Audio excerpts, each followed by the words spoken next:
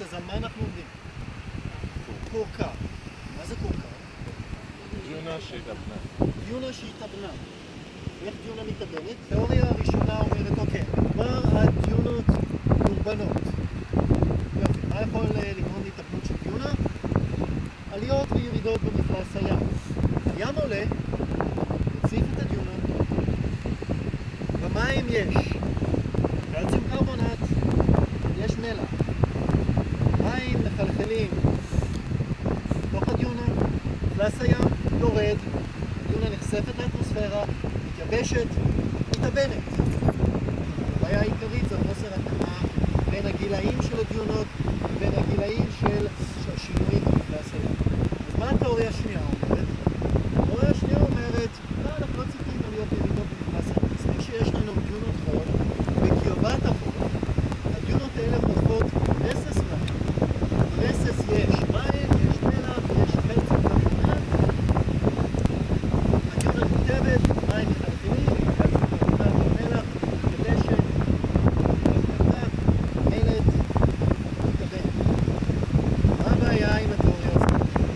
הבעיה עם התיאוריה הזאת, שאם זה נכון, אני אמור להיות מסוגל היום ללכת בחופי ישראל ולראות היום איפשהו את כל השלבים של היווצרות קורקע. כי יש לנו דיונות, יש לנו רסס מהים, התהליך אמור להיות פעיל עכשיו. ומה? יכול להיות. מה שאני מנסה להגיד זה שהיום כשאני הולך לאורך חופי ישראל ואני מחפש את ההיווצרות העכשווית של הקורקע, אני לא מוצא. זה לא אומר שאין, זה לא אומר שזה לא קורה, זה אומר שאני לא מצאתי. יכול להיות שזה קורה, אבל אני עוד לא מצאתי את זה. אז אתם מבינים את הבעייתיות בכל אחת מהתיאוריות. מה אנחנו כן יכולים להגיד על מצוק הקורקע? אנחנו יודעים שהוא לא יציב, אנחנו יודעים שהוא מתמוטט. מה התהליך התמוטטות של מצוק הקורקע? הגלים באים, פוגעים בבסיס המצוק, אוכלים במרכאות בבסיס המצוק, יוצרים תצורה חצי מעוגנת שנקראת סניר. אוקיי? יש לנו גוש שעומד באוויר. בחורף, לא רק, בחורף יורד גשם, נגר עילי, מים, קים, מחלחלים דרך הספקים שיש בתוך מצוק הקורקע, ממיסים את הקלציום קרבונט ואת המלח, את המלט הזה, יש לנו משקל, יש לנו אזורי חולשה, ומתישהו הדבר הזה לא מחזיק את עצמו, הוא קורס. הוא לא יציב, וכל שנה קוראים בעיתון ושומעים ברדיו על המסכן הזה שניסה לברוח מהצל, תפס מחסה מתחת לצניר הזה, וזה קרס עליו הרב אותו.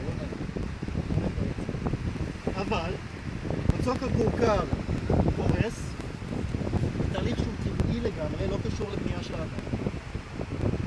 הגושים נופלים לים, ממשיכים את תהליך הבליה והשחיקה, ויוצרים בסופו של דבר את הדברים האלה, השטוחים שקוראים להם, מה זה? טבלות גידול. זה שאריות של מצוק הקורקע, מה שהיה פה, ומה שמיוחד בטבלות הגידוד זה שיש בנייה ביוגנית, שאחת הטענות שבודקים